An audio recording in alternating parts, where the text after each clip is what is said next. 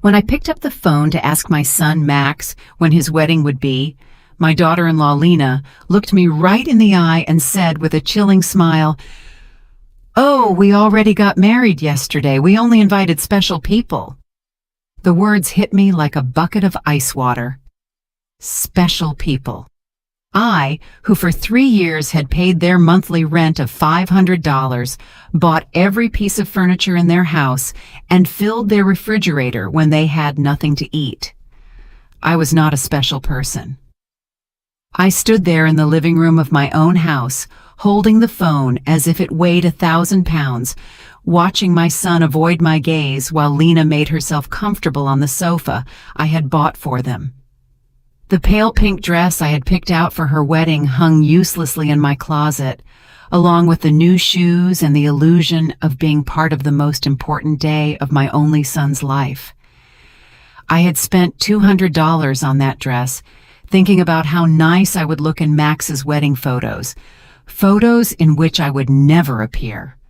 For weeks, I had planned every detail. I had put money aside to give them $1,000 as a wedding gift. I had called my sister Diana in Chicago to tell her the good news. I had cleaned my house from top to bottom, thinking they might come celebrate with me after the ceremony. All of that collapsed in a second with those 4 poisoned words, "Only special people." Max finally lifted his gaze and said in a rehearsed-sounding voice, "Mom, it was an intimate thing, very small, just the 2 of us, and the witnesses." But I knew it was a lie. I saw the photos on social media. I saw Lena's parents proudly posing next to the bride and groom. I saw her siblings toasting with champagne. I saw Lena's white dress, which I had helped finance with the $800 I had given her last month for her personal expenses. I saw everything I wasn't supposed to see. A week later, exactly 7 days after that humiliation, Lena called me with a completely different voice. She was no longer the confident woman who had excluded me from her wedding. Now she sounded desperate, almost pleading. "Renate, the rent is overdue. The landlord is pressuring us and says if we don't pay this week, he will kick us out. You forgot to make the transfer." Her voice trembled slightly, as if the world were ending. I was silent for a few seconds, remembering all the times I had run to the bank to make that transfer. All the times I had canceled my own plans to make sure they had a roof over their heads. All the times I had eaten beans and rice so I could give them money for their desires. And now, after they had excluded me from the most important moment of their lives, they had the audacity to call me as if nothing had happened. "Lena," I said with a calm that surprised even me, "didn't I warn you that I only help special people?" The silence on the other end of the line was so deep that I could hear my own heart beating. For the first time in years, it was not I who was trembling, but her. "Renate, I don't understand," she stammered. "We were always special to you. You're like a second mom to me." Lies. All lies. Wrapped in that sweet voice she only used when she needed something. The same voice she had used to ask me for money for the wedding dress, for the honeymoon, for the rings, which I had helped finance without knowing I would never see the ceremony where they were exchanged. For so many years, I had this constant feeling of walking on eggshells, weighing every word, every gesture, every gift, hoping to get a crumb of affection from my own son. I was the perfect mother, the obliging mother-in-law, the silent provider who never protested when they treated me like I was invisible. But that phrase, "only special people," awakened something in me that had been dormant for far too long. I had calculated in my head how much money I had spent on them in those 3 years. Between rent, food, gifts, emergencies, and whims, it was over $20,000. $20,000 I had taken from my retirement, from my savings, from the money my late husband had left, so I could live my last years in peace. And what was all that for? To be treated like a stranger on my own son's wedding day. That night after I hung up, I sat on my bed and cried. But they weren't tears of sadness. They were tears of anger, of accumulated frustration, of years of silently endured humiliation. I cried for all the times they made me feel that my love was a burden, my presence a hindrance, my money the only thing I had to offer. I cried for the foolish mother I had been, for the woman who had lost herself trying to be indispensable to those who considered her dispensable. When I woke up the next morning, something inside me had changed. It was not just the pain of betrayal, it was something deeper, colder. I stood up and looked at myself in the bathroom mirror. The same tired eyes as always, the same wrinkles that told stories of years of giving love without getting it back. But there was something else in my gaze, a hardness I didn't recognize, a determination that had been buried under years of compliance. I went to the kitchen and made coffee, as I had every morning for 40 years, but this time I didn't think about calling Max to ask how he had slept. I didn't check my phone in anticipation of a message from him apologizing for the previous day's humiliation. For the first time in a long time, I was my own first concern of the day. I sat at the table where I had so often planned surprises for them, counted bills for their expenses, and cried silently when they treated me with indifference. Now, this table would be a witness to something completely different. I took out my checkbook, my bank statements, and started to do the math. I wanted to see, in exact numbers, the extent of my own foolishness. Monthly rent of $500 multiplied by 36 months was $18,000. Food and supplies, approximately $200 a month, was another $7,200. Birthday gifts, Christmas gifts, anniversary gifts, at least $3,000. Lena's medical emergencies, $800. The car loan they never paid me back, $2,500. The air conditioner repair in their apartment, $600. The living room furniture, $1,200, $33,400. That was the exact sum of my generosity. $33,400 I had wasted from my husband's inheritance, from my pension, from the savings I had put aside penny by penny for decades of honest work. All that money thrown out the window to keep two adults comfortable who couldn't even pretend to respect me. The phone rang, and I saw Max's name on the screen. Normally, my heart would have pounded as I ran to answer, hoping he would finally apologize and explain that everything had been a misunderstanding. But this time, I let it ring once, twice, 3 times.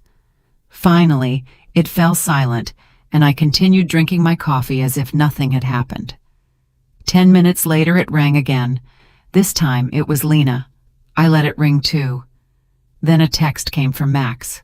"Mom, please answer. We need to talk." I deleted the message without replying. At 2 o'clock in the afternoon, I decided to go for a walk. I hadn't done that in months without a specific purpose, without an errand related to them. It was always the bank for transfers, the supermarket to buy them something they needed, the pharmacy for Lena's medications.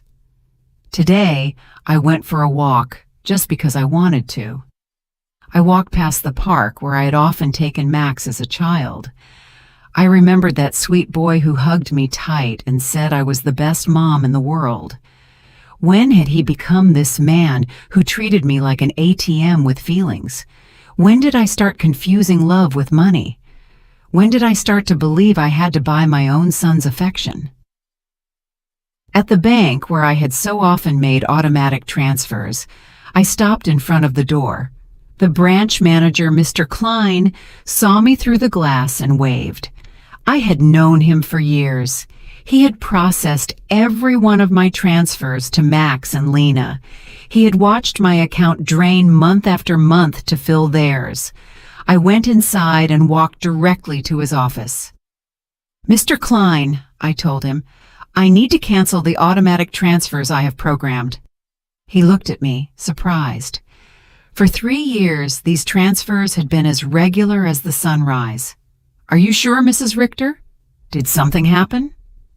His concern was genuine, more genuine than any interest Max had shown in me in recent months. What happened is that I finally opened my eyes, I replied. I want to cancel everything, and I also want information on how to protect my accounts. I don't want anyone else to have access to my money. While Mr. Klein processed the cancellations, my phone didn't stop ringing. Max, Lena, Max again. It was as if they had developed radar to detect when their source of income was in danger. I turned the phone off completely. Mrs. Richter, Mr. Klein said as he handed me the papers, I apologize for intruding, but in all these years, I have seen you be very generous with your family. I hope you are not being pressured to make these changes. His words touched me deeply. This man, who barely knew me beyond bank transactions, showed more genuine concern for my well-being than my own son. I'm not being pressured, Mr. Klein. On the contrary, I have finally stopped pressuring myself. When I left the bank, I felt strangely light, as if I had left an enormous burden in that office. For the first time in years, my money was entirely mine. I had no financial obligations to people who saw me as a resource instead of a person. I went home and thought about all the things I hadn't done to please Max and Lena, the trips I hadn't taken to save money for them, the friends I no longer saw because I was always available for their emergencies, the hobbies I had given up because every dollar I spent on myself was $1 less for their needs. When I got home, I found 3 cars parked in front of my door, Max's, Lena's, and one I didn't recognize. I could see movement inside my house through the windows. My blood ran cold. They had keys. I had given them keys because I trusted them, because I thought they would one day take care of me just as I had taken care of them. I took a deep breath before opening the door. It was time for the first real confrontation of my new life. I opened the door to my house and saw a scene I will never forget. Max was sitting on my sofa with his head in his hands. Lena was pacing back and forth like a caged animal, and an older man I didn't know was going through papers on my dining table. My papers, my personal documents. What is happening here? I asked in a voice that sounded louder than I expected. All 3 of them looked at me as if I were the intruder in my own house. Lena was the first to speak, and her voice had that desperate urgency I had already heard on the phone. Renata, thank God you're here. We need to talk. Mr. Fisher is from the law firm we consulted about your situation. My situation? The question came out of my mouth with a calm that surprised me. What situation? I'm doing perfectly fine. Max finally lifted his head and looked at me with those eyes that once belonged to an innocent child and now only reflected financial panic. Mom, we went to the bank and they told us you canceled all the transfers. Mr. Klein explained that you also blocked our access to your accounts. We don't understand why you did that. Mr. Fisher, a man in his 50s in a gray suit and a smile that didn't inspire confidence, approached me with an outstretched hand. Mrs. Richter, I am Dr. Fisher, a family law attorney. Your children are concerned about your mental well-being and have asked me to assess the situation. I didn't shake his hand. Instead, I went directly to my dining table and collected all my documents that he had been reviewing without my permission. These are my private papers. You have no right to look at them without my consent. Mom, Max interjected with that condescending voice he had perfected in recent years. We're worried about you. Your behavior has been very strange lately. First, you financially cut us off without an explanation. Then you don't answer our calls. We think you might need professional help. Lena approached and tried to take my hand with that fake tenderness she reserved for moments when she needed something. "Renate, honey, we know you're under a lot of stress. Maybe the loneliness is affecting you more than you think. At your age, episodes of confusion are normal." The word confusion echoed in my head like an alarm bell. Now I understood why they had brought the lawyer. It wasn't about helping me. It was about declaring me mentally incompetent and taking control of my finances. The same woman who had told me they only invited special people to their wedding was now treating me like a senile old lady. "I am not confused," I said with a firmness that silenced everyone. "I am clearer than I have been in years, and you are going to leave my house right now." Mr. Fisher interjected with that professional voice lawyers use when they want to sound reasonable. "Mrs. Richter, I understand you feel overwhelmed, but your children have a right to intervene if they believe your ability to make financial decisions is impaired. They have documented several concerning behaviors." Concerning behaviors. The laugh that came from my throat was hoarse, almost cruel. Like what? Deciding that my money belongs to me? Deciding to no longer finance the lives of two adults who treat me like trash? Lena jumped up as if I had slapped her. "We never treated you badly. You are part of our family. Everything you have will belong to us one day anyway. We are just speeding up the process." There was the naked, unvarnished truth. Everything I had would one day belong to them. In their minds, I was already dead and they were just collecting their inheritance in advance. It didn't matter if I had 70 years or 70 days left. To them, I was just an ATM with legs that had become problematic. "Out," I said, pointing to the door. "All three of you get out of my house." Max stood up with that angry, childlike face he made when he didn't get his way. "Mom, we can't just leave. We have obligations. The rent, the car payments, the credit card you co-signed for. You can't just cut us off from one day to the next." "I can't?" My voice rose for the first time in the entire conversation. "Who says I can't? For years I have paid rent that wasn't even in my name. I filled a refrigerator in a house where I was not welcome. I financed a life that clearly had no place for me." Mr. Fisher took a folder from his briefcase and placed it on my table. "Mrs. Richter, we have prepared some documents that could facilitate this transition. A power of attorney that would allow Max and Lena to manage your finances more efficiently. This would just be temporary until you feel better." I took the folder and, without even opening it, threw it directly into the trash can. "The only transition that is going to happen here is yours to the front door." Lena started to cry, but they weren't tears of sadness. They were tears of frustration, of contained rage. "You can't do this to us, Renate. We were counting on you. We made plans based on your support. We bought things. We took on financial obligations because we knew we could count on you." "Obligations based on my money," I replied. "Not on my well-being, not on my happiness, not on my company, just on my money. And now that I have decided that my money is better used in my own life, I am suddenly a confused old woman who needs legal guardianship?" Max tried to approach me, but I took a step back. He was no longer the boy who ran into my arms when he had nightmares. He was a 35-year-old man who saw his mother as an obstacle between himself and a comfortable life financed by others. "Mom, we made mistakes," he said in a voice that was supposed to sound remorseful. "The wedding was a misunderstanding. Lena was nervous. I was under pressure. We can fix this if you just become reasonable again." Reasonable. The word tasted bitter in my mouth.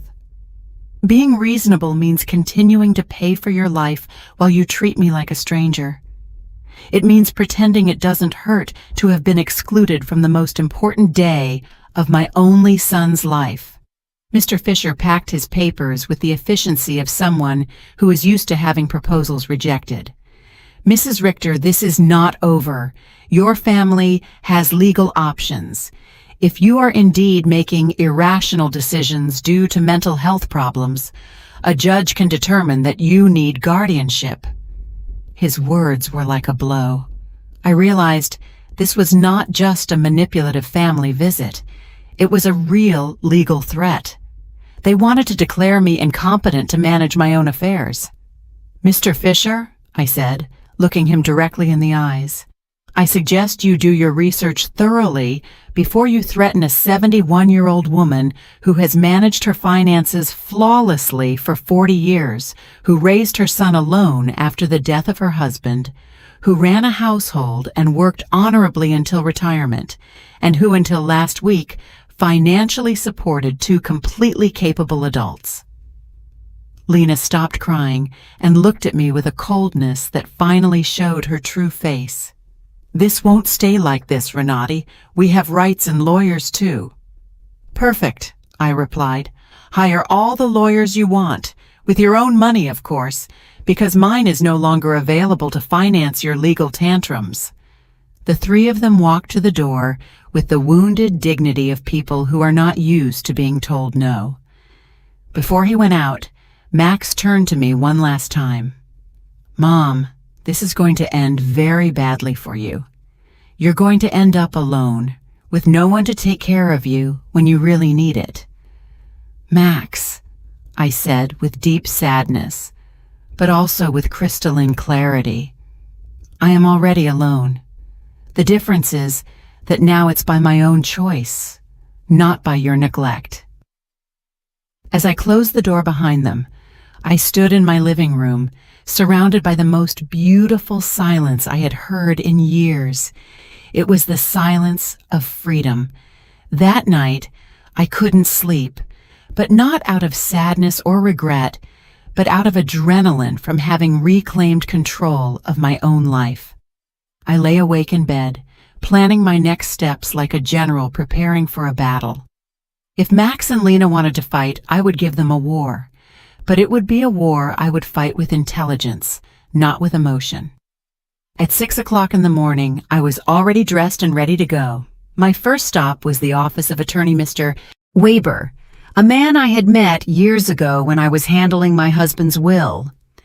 Unlike Mr. Fisher, whom Max and Lena had brought, Mr. Weber had an impeccable reputation and specialized in protecting the rights of the elderly.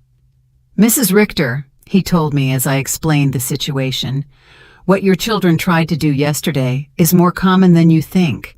It's called elder financial abuse, and it's a federal crime. The fact that they entered your house without permission and reviewed your private documents also constitutes a violation. His words both calmed and worried me. They calmed me because they confirmed I wasn't crazy, that what had happened was truly abusive. They worried me because I realized the situation was more serious than I had thought. We have to document everything, Mr. Weber continued. Every transfer, every gift, every time they pressured you for money. We will also change your will to protect your assets from future manipulation attempts. We spent 3 hours reviewing my financial records. Mr. Weber whistled when he saw the total sum. $33,400 in 3 years. Mrs. Richter, with this money, you could have lived comfortably, traveled, and enjoyed your retirement. Instead, you completely financed the lives of 2 adults who didn't even respect you enough to invite you to their wedding. When I left Mr. Weber's office, I had a complete plan. First, I would change all the locks on my house. Second, I would install a security system with cameras to protect myself from future surprise visits. Third, I would open a new bank account at a different bank where they had no contact. And fourth, I would start living the life I had postponed for years. My next stop was the hardware store. The owner, Mr. Summer, had known me for years because I was always buying things to fix Max and Lena's apartment. This time was different. "Mrs. Richter, what brings you here today? Another emergency with your son?" he asked with the familiarity of a person who had silently witnessed my wasted generosity. "No, Mr. Summer.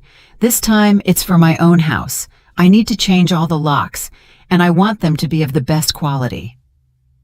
He looked at me, surprised, but asked no questions. While I was choosing the locks, his son Ethan, who installed security systems, came by. It was Providence in action. "Ethan," I told him, "I also need to install surveillance cameras, the complete system. The price is not an issue." While they were preparing everything for the installation the next day, I received a call from an unknown number. It was Lena calling from someone else's phone because I had blocked her number after the previous day's confrontation. "Renate, it's Lena. Please don't hang up. We need to talk like civilized adults." "Speak," I said dryly. "Listen, I understand you're upset about the wedding. It was a mistake. Max and I have talked about it, and we want to make it up to you. How about we have a special dinner to celebrate our wedding with you? We can do it at your house, cook together like we used to." The manipulation in her words was so obvious that I almost had to laugh. "Lena, how much rent do you owe exactly?" The silence on the other end confirmed that I had hit a nerve. Well, it's 2 months, $1,000 total. But I'm not just calling for that, Renate. We really miss you in our lives." "Do you miss me or my money?" I asked directly. "Both," she replied with a surprising honesty. "Renate, I won't lie to you. Yes, we need your financial help, but we love you too. You're important to us." "If I'm so important," I said, "why wasn't I important enough to be at your wedding? Why am I not important enough to get a call that doesn't ask for money? When was the last time you called me just to ask how I was doing?" Another silence. We both knew the answer. Never. "Lena, I'm only going to explain this to you once. For 3 years, you have treated me like an ATM with feelings. You used me. You ignored me. You humiliated me, and finally, you insulted me in the worst possible way. Now that the money is running out, you suddenly discover you love me." "Renate, please." I cut her off. "There is no please. You made your choice when you decided I wasn't special enough to be at your wedding. Now I'm making mine." I hung up and turned the phone off completely. I didn't want any more interruptions on my day of liberation. That afternoon, I went to the beauty salon I hadn't been to in over a year. I always canceled my appointments because Max or Lena needed something urgent, or because the money I had set aside for myself became an emergency for them. "Mrs. Richter," my favorite hairstylist Cynthia called out. "What a surprise! I thought you had forgotten us." "I didn't forget you, Cynthia. I just forgot that I also deserve to be pampered." I treated myself to the full treatment: cut, color, manicure, pedicure. For the first time in years, I spent money on myself without feeling guilty. While Cynthia worked on my hair, she told me about her life, her children, her dreams. It was refreshing to have a conversation that didn't revolve around Max and Lena's needs. "You look beautiful, Mrs. Richter," she said when she was done. "But more than that, you look free. Did something good happen?" "Yes, Cynthia. I finally learned to say no." When I got home that afternoon, there was a car in front of my door that I didn't recognize. My heart raced for a moment, thinking Max and Lena might have come back with reinforcements.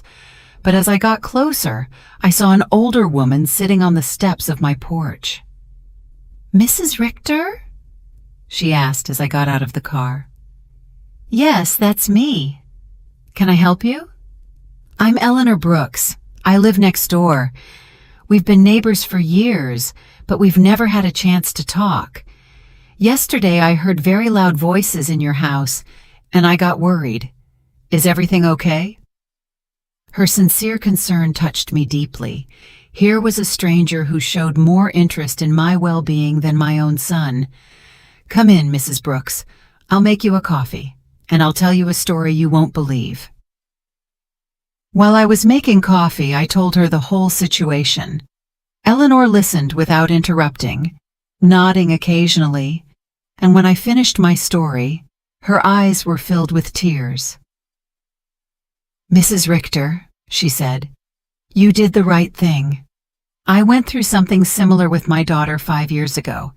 I also thought it was my duty to finance her adult life. I also believed they wouldn't love me if I didn't give them money. What happened? I cut off the money when I realized they only called me when they needed something. At first it was terrible. They threatened me, emotionally blackmailed me, tried to make me feel guilty. But after 6 months, my daughter called to genuinely apologize. Now we have a real relationship based on love, not on money." Her words gave me hope and confirmed that I had made the right decision. "Do you think Max and Lena will understand one day?" "Maybe yes, maybe no," she answered honestly. "But that's no longer your responsibility, Mrs. Richter. Your responsibility now is to live your own life." That night, for the first time in 3 years, I went to bed without worrying about whether Max and Lena had money for rent, for food, for their whims. I went to bed thinking about myself, my plans, my future, and I slept better than I had in years. The next day, Ethan and Mr. Summer came at 8 in the morning to change the locks and install the security system. While they worked, my phone didn't stop ringing from unknown numbers. Lena was still trying to contact me from different phones, but I had developed a new skill, completely ignoring calls that didn't suit me. "Mrs. Richter," Ethan said as he installed the cameras, "this system will give you absolute peace of mind. You can see from your phone who is coming to your house, even when you're not here. And if someone breaks in without permission, an alert is automatically sent to the police." The irony was not lost on me. I was installing a security system to protect myself from my own son, but it didn't hurt as much as it used to. It was simply a practical measure to maintain my newfound peace. While they were working, I decided to do something I hadn't done in years. Call my sister, Diana, in Chicago. We had lost touch because every time we talked, I would tell her about Max and Lena's successes, about how much money I had spent on them, about how proud I was to be able to help them. I now realized that our conversations had become financial reports disguised as family news. "Renate," Diana answered, surprised. "Sister, how are you? We haven't spoken in months." "I'm good, Diana. Better than good. I'm calling you to tell you that I've finally come to my senses." I told her the whole story from the beginning, the secret wedding, the humiliation, the visit with the lawyer, my decision to cut off the funding. Diana listened to me in silence, and when I was done, her answer surprised me. "Renate, sister, it was about time. Every time we spoke, it broke my heart to hear you brag about how much money you gave them, as if love could be measured in dollars. I wanted to tell you something, but I didn't know how." "What did you want to tell me?" "That Max never spoke lovingly about you when I saw him at family gatherings. It was always, 'My mom helped me with this,' or 'My mom bought me that,' but never, 'I miss my mom,' or 'I love my mom.' It was as if you were a service provider, not a person." Her words hurt, but it was a necessary pain, like when a doctor cleans an infected wound. It hurts, but it's part of the healing. "You know what else I noticed?" Diana continued. "Lena always spoke about you in the future tense. When Renate is no longer here, we can remodel her house, or when we inherit, we will invest in the business, as if they were waiting for you to die to really live." This revelation hit me like a bucket of ice water. They didn't just see me as an ATM, they saw me as a temporary obstacle between them and their money. While I was trying to make them happy, they were planning their future without me. After talking with Diana, I sat in my kitchen, processing all this information. Years of marriage to a man who truly loved me. 35 years of raising my son alone after my husband's death. And 3 years of financing 2 adults who saw me as a $100,000 obstacle. The doorbell rang, and on the new cameras, I saw it was Eleanor, with a mug in her hands. I opened the door, and she handed me a fresh brewed coffee. "I thought you might need some company after everything you told me yesterday," she said, with that sincere smile I had already come to appreciate. We sat in my living room, and Eleanor told me more details from her own experience. "My daughter said the exact same thing to me that Lena says to you. You're like a second mom to me. We're special to you. Everything will be ours one day anyway." Those are rehearsed phrases, Mrs. Richter. They learn them from the Emotional Manipulation Handbook. "Do you think such a handbook exists?" I asked half-jokingly. "Not officially, but it seems everyone reads from the same book. Chapter 1 is, Make her feel indispensable. Chapter 2 is, Create constant financial emergencies. Chapter 3 is, When she resists, question her mental health." We laughed, but it was a bitter laugh. It was both funny and tragic to recognize such predictable patterns in our own children's behavior. "Did you ever feel guilty for cutting off the money?" I asked Eleanor. "Every single day for the first 3 months," she answered honestly. But then I started to see the results. My daughter had to get a second job. Her husband stopped playing golf every weekend and started looking for extra work. They learned to live within their means, and more importantly, they learned that I was a person, not a resource. That afternoon, I decided to do something I had postponed for years: visit my husband's grave. I always made excuses not to go because Max or Lena needed something urgent, or because the taxi fare was better invested in one of their emergencies. The cemetery was quiet and beautiful. Robert's grave looked a bit neglected because I hadn't been there to clean it in months. I sat on the grass next to his headstone and talked to him as if he were alive. "Robert, my love, I think I lost myself for a while. After you left, I put all my energy into Max.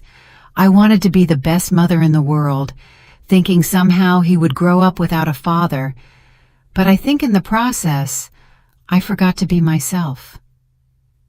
The wind blew gently, and for a moment, I felt like he was listening to me. Our son has become someone I don't recognize. Or maybe he was always like this and I didn't want to see it.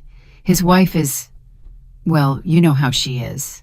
The money you left for me to live peacefully, I spent it taking care of them. But not anymore, my love. I have learned. I cleaned his grave, replaced the withered flowers with new ones, and stayed there for another hour, simply enjoying the peace.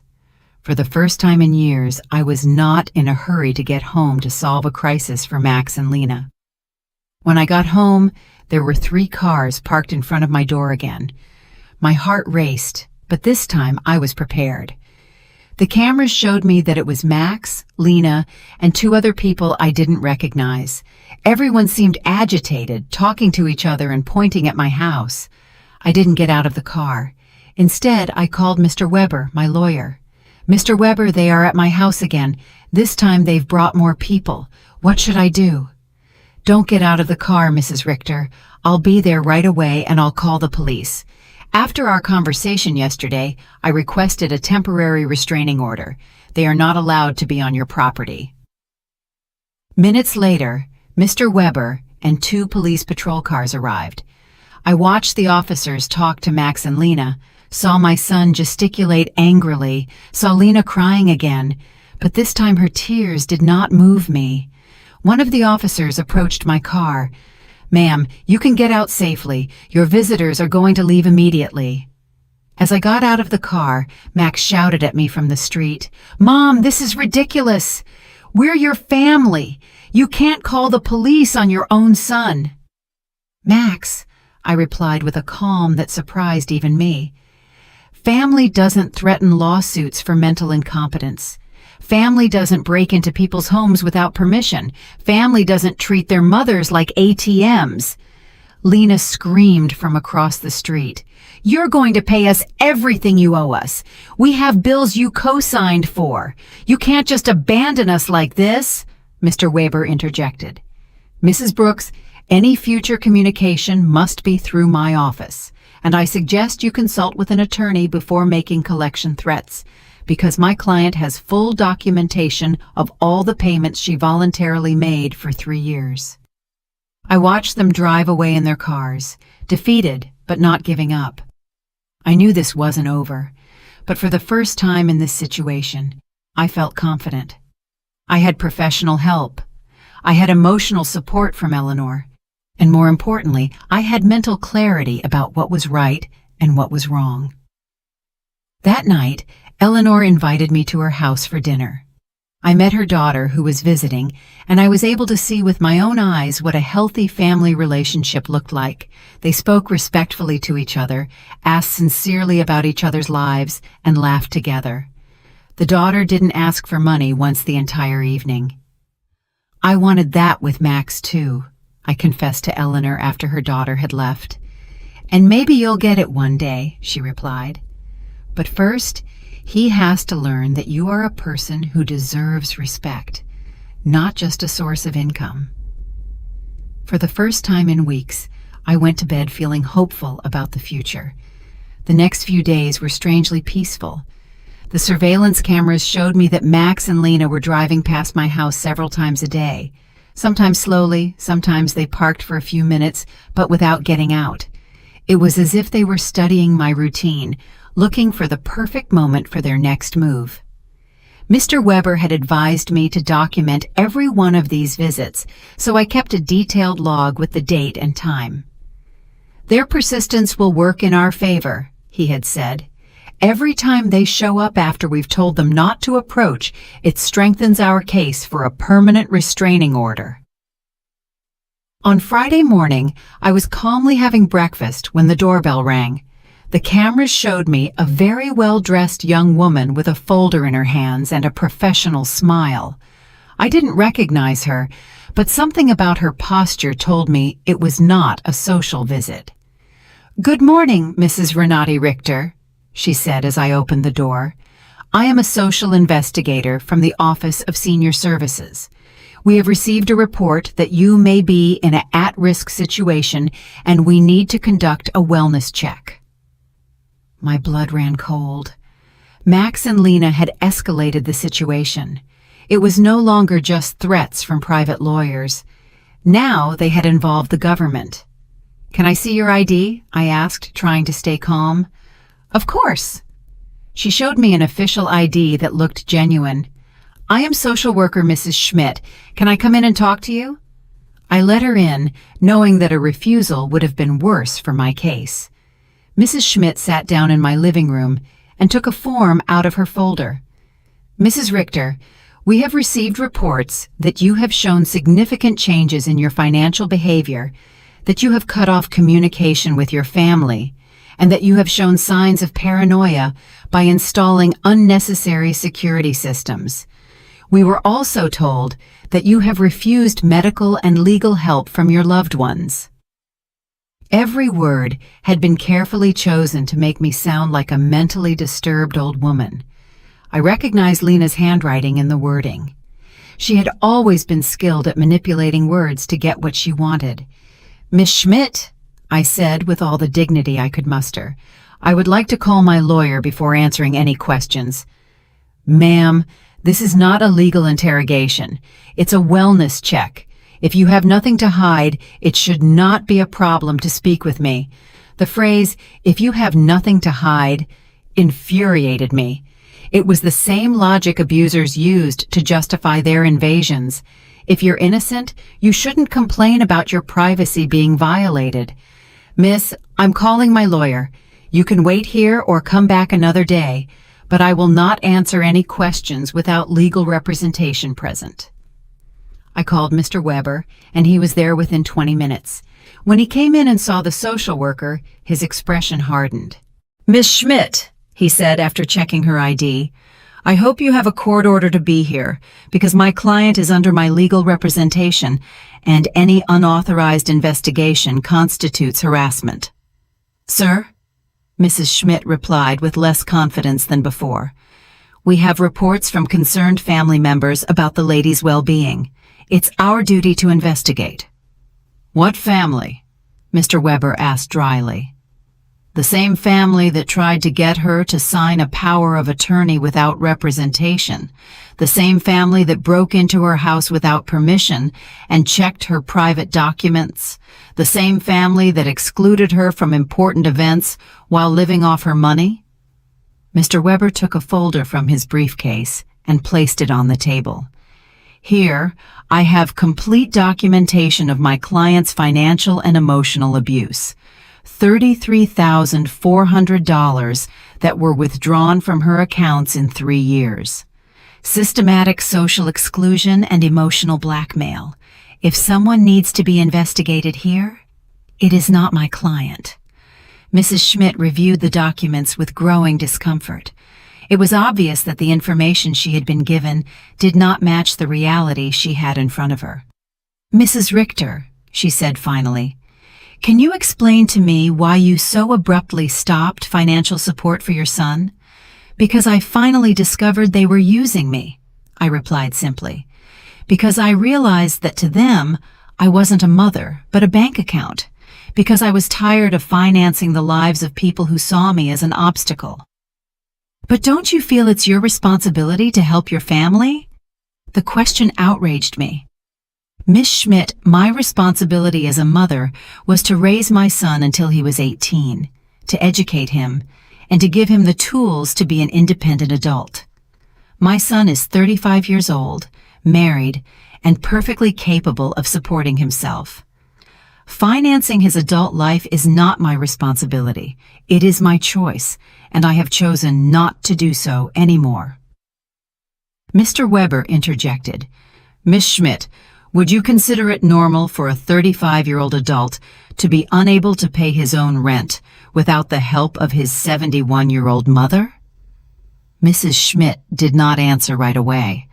I could see she was reevaluating the entire situation. "Mrs. Richter," she asked after a moment, "do you manage your own finances completely?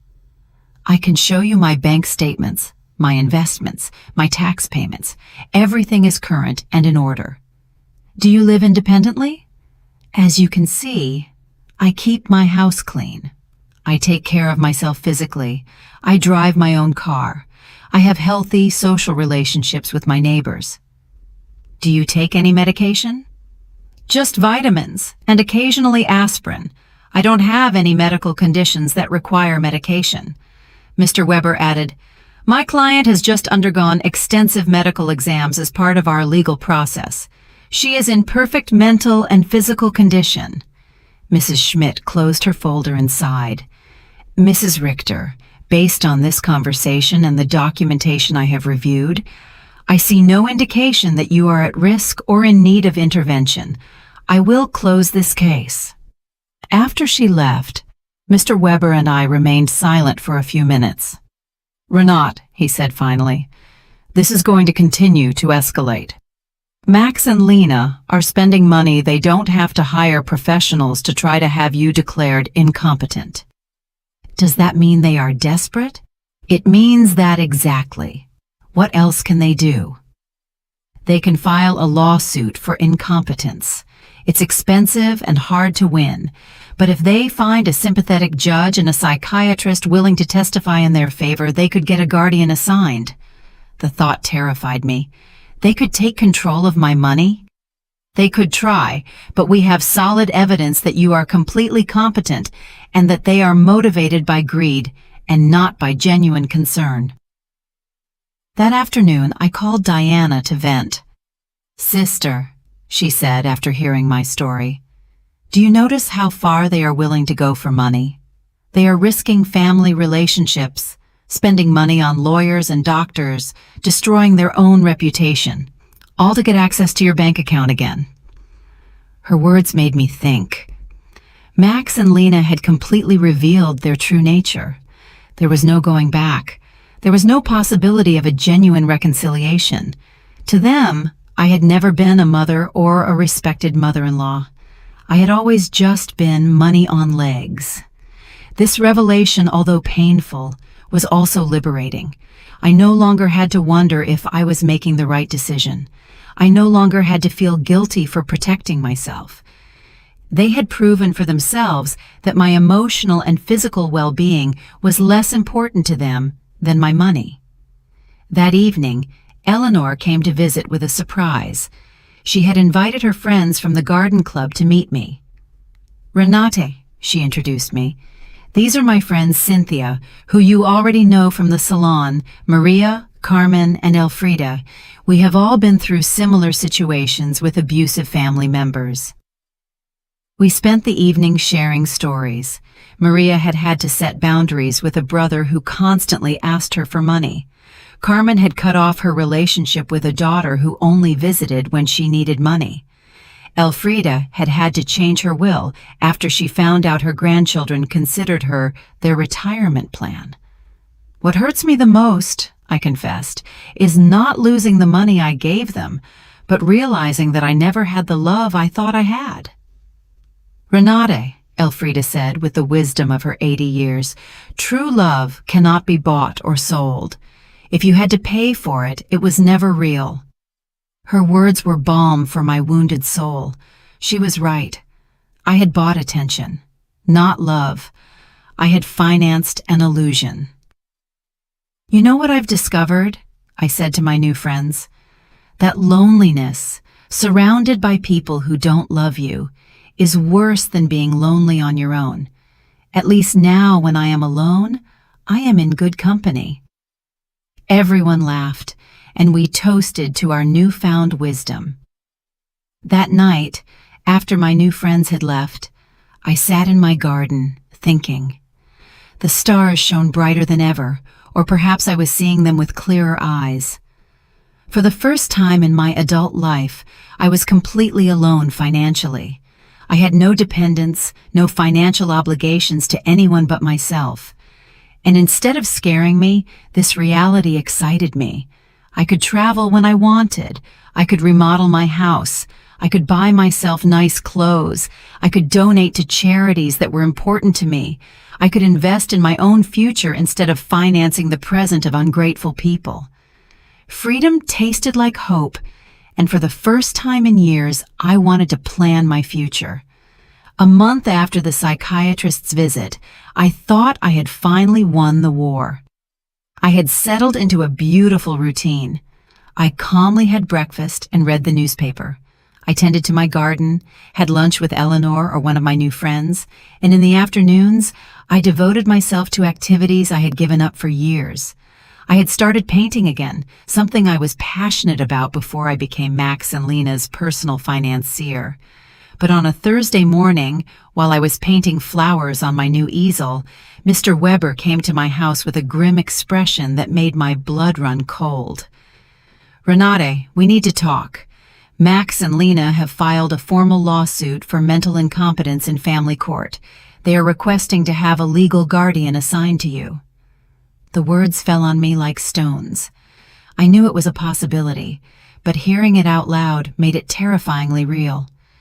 Does that mean they can take control of my money? If a judge determines that you are unable to manage your affairs, yes, he could place Max as your legal guardian, which would give him full control over your finances. I sat down heavily on my sofa, feeling the weight of the deepest betrayal I had experienced in my life. My own son was trying to legally declare me incompetent to steal my money. "Mr. Weber, what evidence could they have? You yourself have seen that I am completely competent." "They have statements from 3 witnesses who claim you have behaved erratically. They also submitted unpaid doctor's bills that you supposedly didn't pay, and medications that you supposedly hoarded without taking them." "But that's a lie. I don't have any outstanding doctor's bills or hoarded medications." "I know, Renate, but they have fabricated convincing evidence. They also have the statement from Dr. Lehman, who states that you refuse to cooperate with a psychiatric evaluation, which they interpret as proof of mental decline. The manipulation was diabolical. They had turned my refusal to undergo an unnecessary exam into proof of a mental illness. They had used my instinct to protect myself from them as proof that I needed protection. Who are the three witnesses? Mr. Weber looked through his documents. Lena, of course, a neighbor named Mr. Davis, and someone who claims to be your pharmacist, Mr. Green. Mr. Davis was the neighbor across the street, an unpleasant man who had always had problems with me because my friends sometimes parked in front of his house. Mr. Green was indeed my pharmacist, but I didn't understand what he could have against me. I need to talk to Mr. Green, I told Mr. Weber. Something's not right. We went to the pharmacy together that afternoon. Mr. Green received me, surprised and nervous. Mrs. Richter, it's good to see you. How are you? Mr. Green, I was told you signed a statement saying I show erratic behavior with my medications. His face turned red as a tomato. Mrs. Richter, your daughter-in-law came in a few weeks ago and asked about your medications. She said she was worried because you were acting strangely. And what did you tell her? I explained to her that you only buy vitamins and occasional aspirin, that you don't have any regular medical prescriptions, but she insisted that this was proof that you weren't taking adequate care of your health.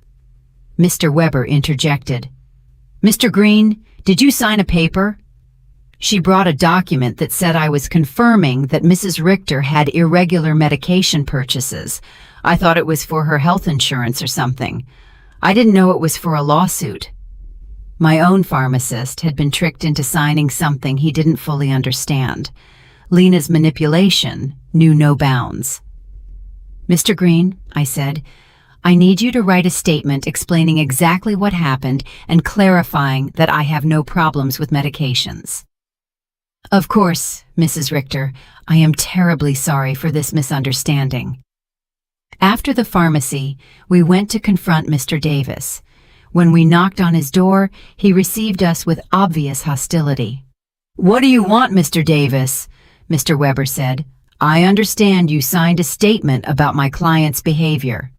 And you're right, I did.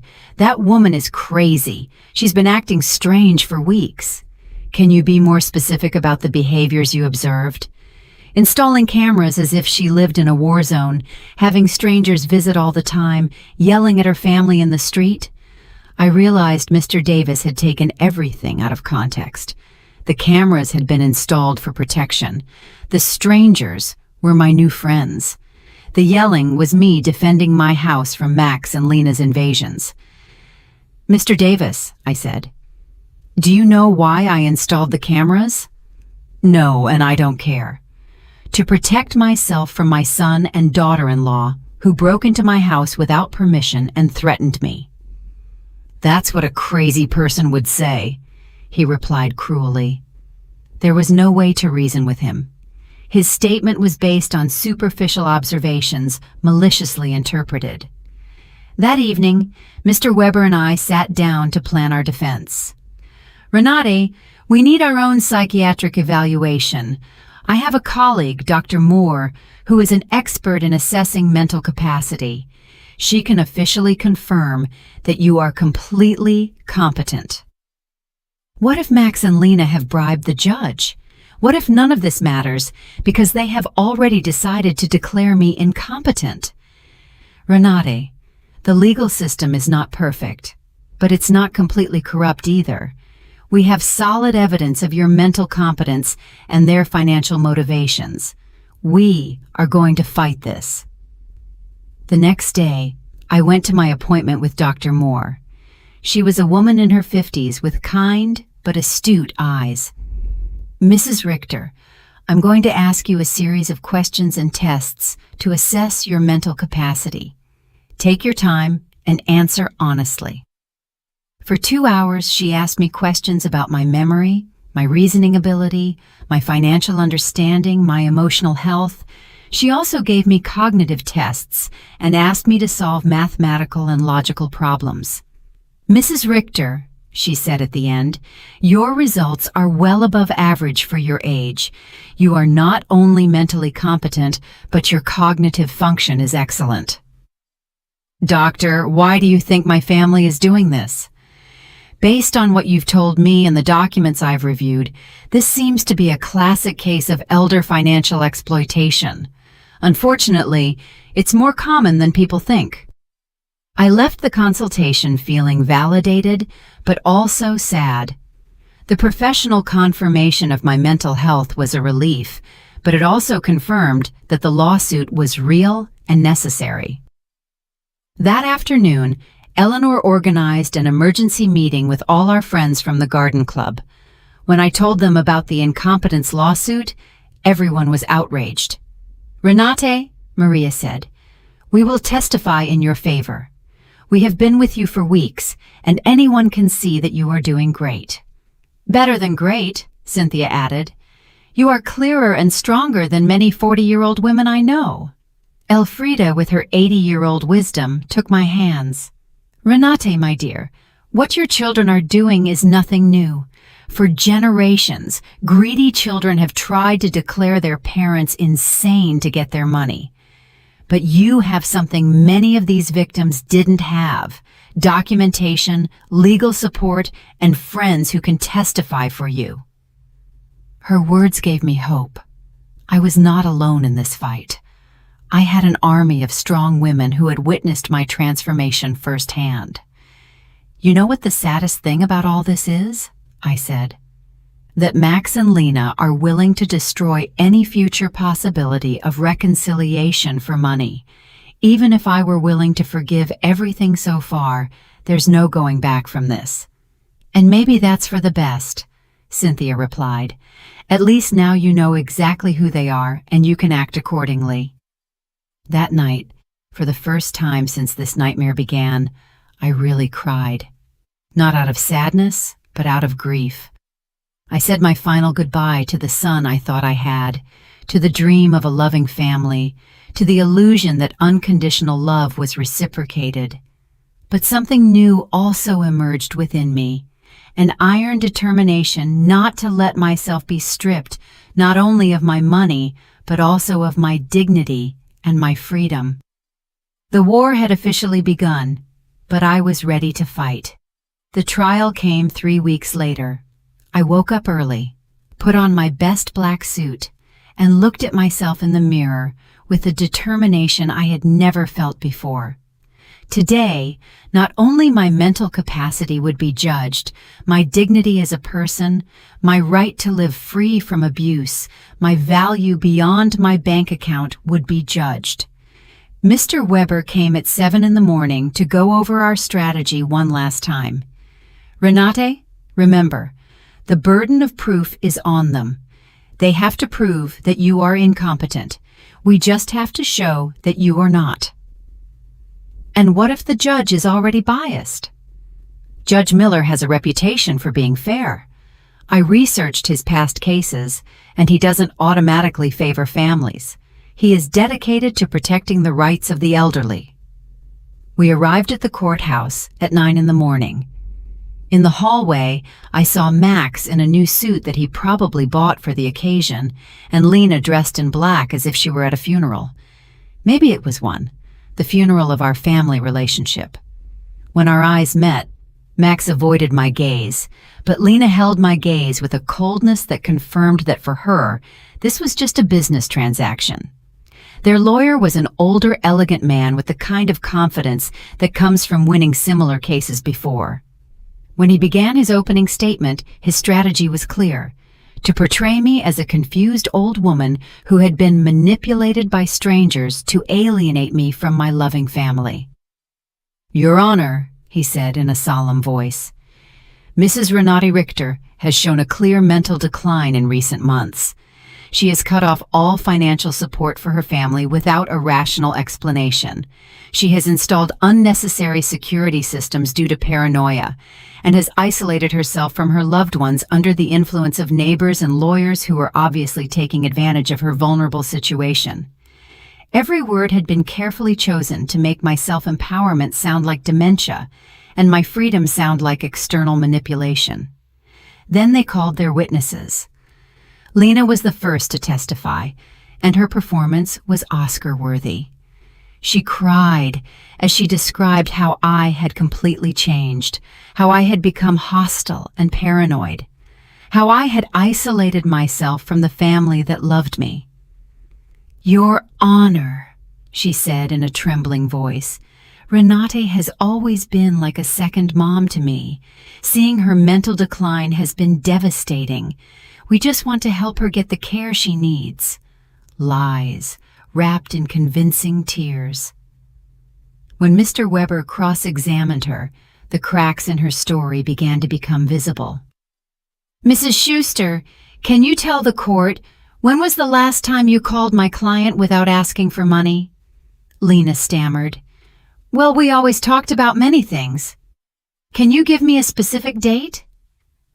"I don't remember exact dates." "Is it true that you and your husband got married without inviting my client?" "It was a very small ceremony." "Is it true that when my client asked about the wedding, you told her that you had only invited special people?" Lena's face turned red. Those words were taken out of context.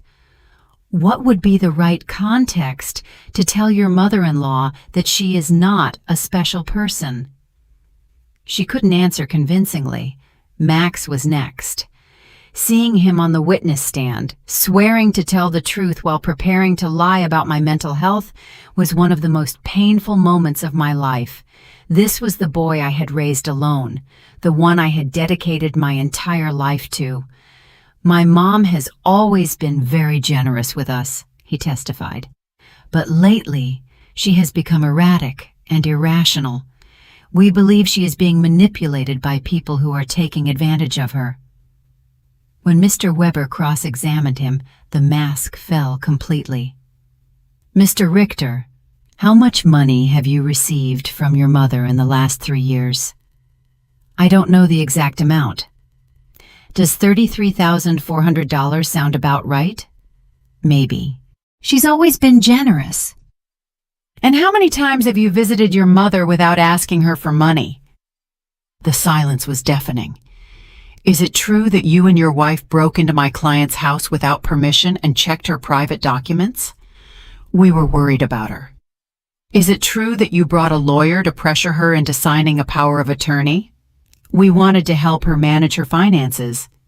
"Do you, at 35 years old, need the help of your 71-year-old mother to pay your rent?" Max couldn't answer with dignity. Mr. Davis testified about my supposed erratic behaviors, but when Mr. Weber asked him for details, he admitted that he had never spoken to me directly and that all his information was based on superficial observations. Dr. Lehman testified that my refusal to undergo an evaluation was proof of mental decline. But Mr. Weber submitted the documentation of our evaluation with Dr. Moore, which completely refuted his conclusions. Then it was our turn. Mr. Weber first called Mr. Green, my pharmacist, who explained how he had been tricked into signing a statement that distorted my medication buying habits. Dr. Moore testified about my excellent mental state and presented the results of the cognitive tests, which had been flawless. Mr. Summer from the hardware store testified about my mental competence and explained that my decisions to cancel automatic transfers were completely rational and had been processed correctly. Eleanor and my friends from the garden club testified about my clarity, my newfound vitality, and my ability to maintain healthy social relationships. Finally, it was my turn to testify.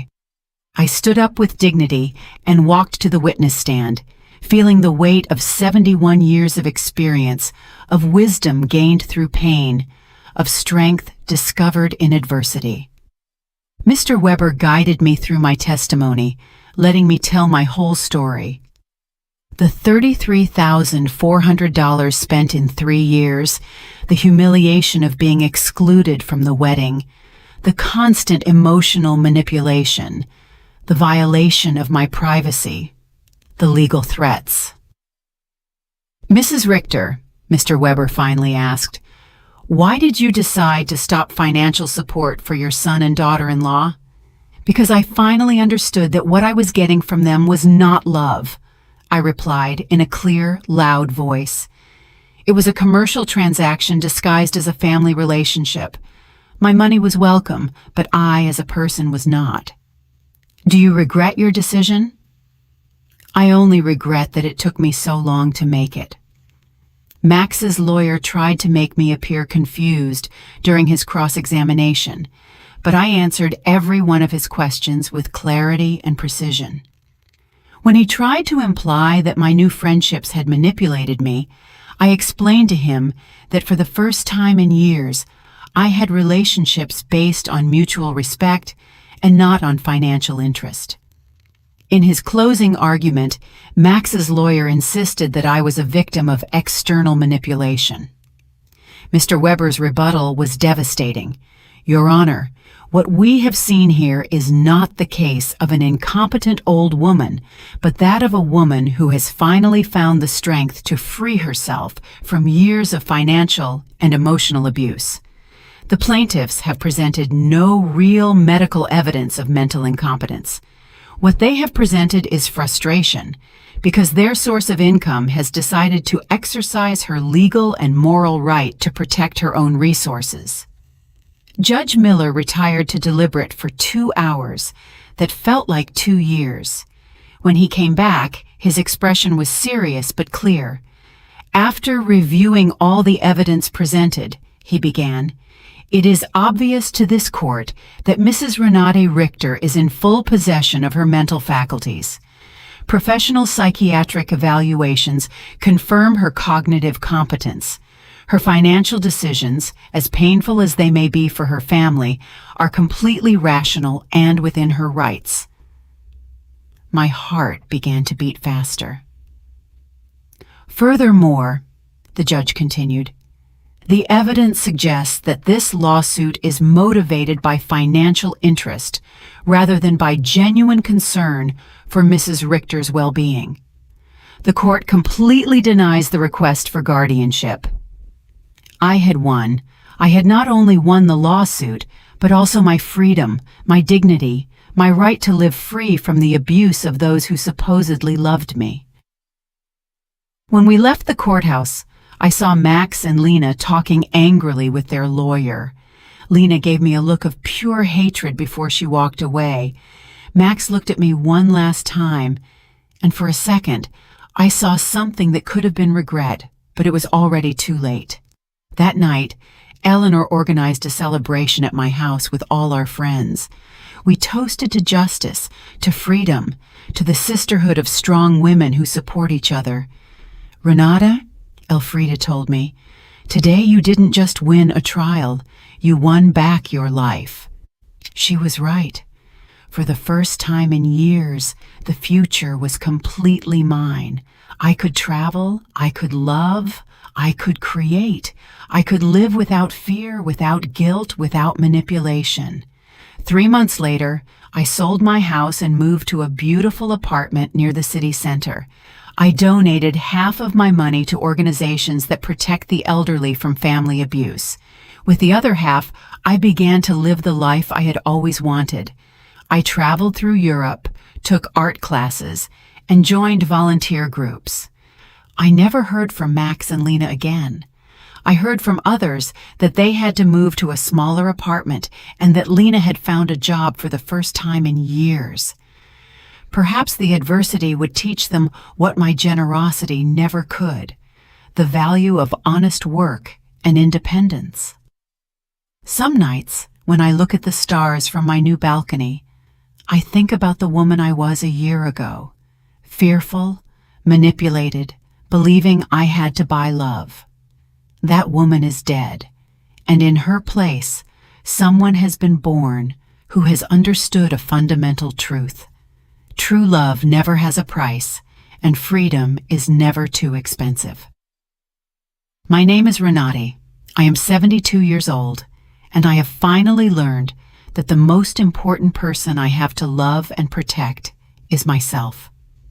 If you liked my story, you can support me by making a donation so I can write more stories. Thank you in advance. And you, what would you do in this person's place? I would love to hear your opinion, so please share it with me in the comments. I'm always curious about what you all think. And also write me where you heard this story. For more life stories like this, like the video, and subscribe to my channel. There are many other stories waiting for you. With heartfelt greetings until next time, M.